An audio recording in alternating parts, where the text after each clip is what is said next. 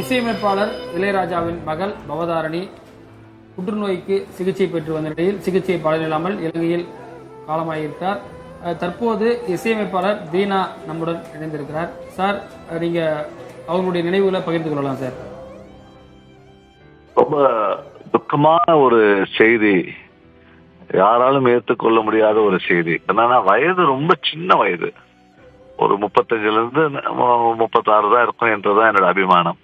இந்த சின்ன வயசுல இப்படி விட்டு பிரிந்தது ஏற்கவே முடியாத ஒரு விஷயம். இது அண்ணன் இசைஞானிக்கு பெரிய ஒரு பாதிப்பு, இது பெரிய பாதிப்பு. இன்னொன்னு, அவங்களுடைய குரல் எல்லாரும் கவரப்பட்ட ஒரு குரல். அந்த குரல்ல ஒரு குழந்தை தன்மை இருக்கும். அவங்க பாடின பாடல், அவங்க நிறைய படத்துக்கு இசையும் அமைச்சிருக்காங்க, எல்லாமே சிறப்பா இருக்கும்.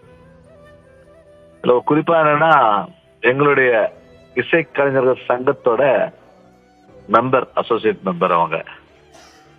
அதனால எங்களுடைய என்ன சொல்றது, இப்படி ஒரு பிரிவு நம்மளை விட்டு பிரிஞ்சு போனது ஏற்க முடியாத ஒரு விஷயம். எங்களுடைய சங்கத்தின் சார்பாகவும், இசைக்கலைஞர் சங்கத்தின் சார்பாகவும், என்னுடைய சார்பாகவும் ஆழ்ந்த இரங்கலை தெரிவித்துக் கொள்கிறேன். தொடர்ச்சியாக ஒரு பின்னணி பாடகி மட்டுமல்லாமல் ஒரு இசையமைப்பாளராகவும் அண்மையில் ஒரு 3 படங்களுக்கு இசையமைத்திருக்கிறார் பவதாரணி.